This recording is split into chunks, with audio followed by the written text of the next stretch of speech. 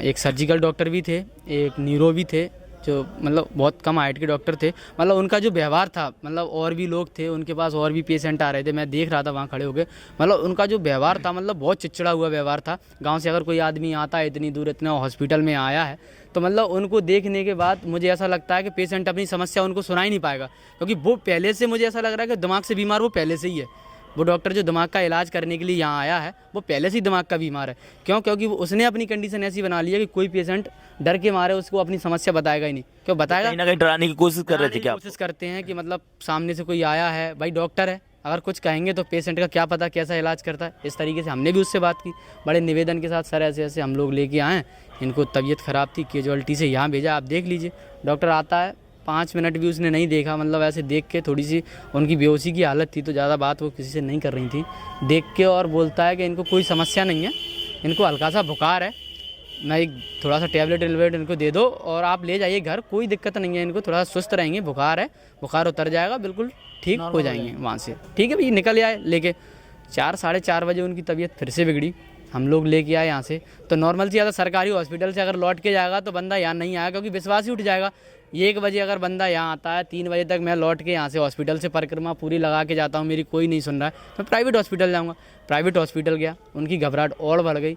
देखा अपने, वो भी हैं दीपांकर लारिया जी हैं, मैंने अच्छे अच्छे डॉक्टरों से बात की, दिखवाया उनको, तो डॉक्टर ने बात करके उनको देखा तो बोला कि मतलब केस थोड़ा अच्छे लेवल पर पहुंच गया है, इनकी तबीयत बहुत ज़्यादा बिगड़ गई है। एक तरीके से 24 घंटे का बुखार है, ऐसे तबीयत नहीं बिगड़ सकती कि मतलब कोई बहुत पुरानी बीमारी हो या बहुत ज़्यादा उम्र हो इनकी, कि मतलब देखा कि कितनी एज थी उनकी?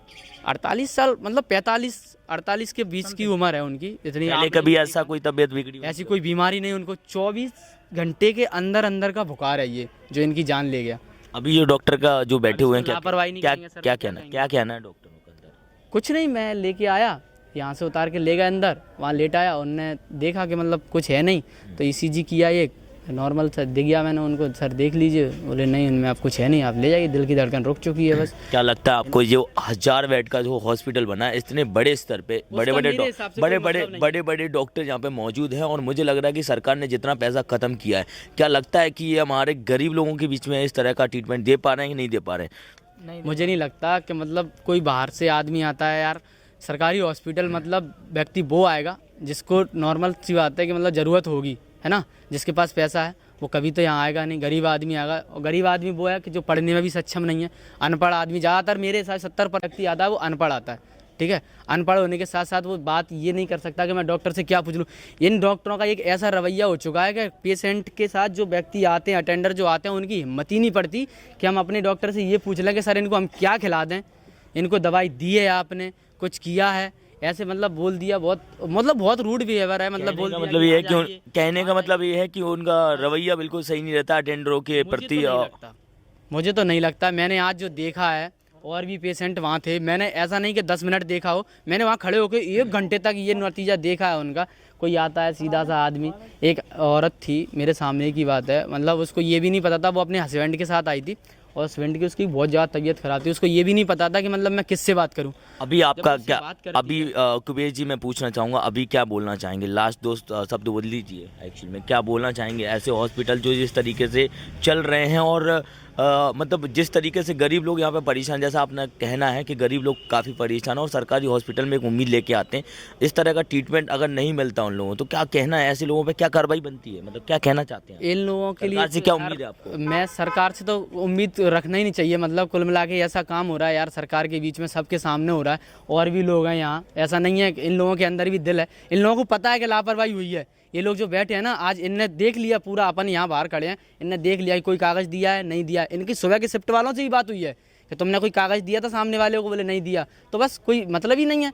उसने बोला भी आपके सामने, कोई कागज़ दिया था आपको? नहीं दिया। क्यों? क्योंकि उसके पेशेंट के साथ ही 2 लोग थे। जब वो इतना घबरा गए कि वो कागज़ काय को मांगेंगे यार, उन्हें तो अपने व्यक्ति को संभालना है ना, तुम्हारे कागज़ के चक्कर में क्यों पड़ेंगे? आप बोलोगे न्यूरोलॉजी ले जाओ तो ले जाएगा नहीं अगला आदमी न्यूरोलॉजी, यहाँ थोड़ी ना रुकेगा।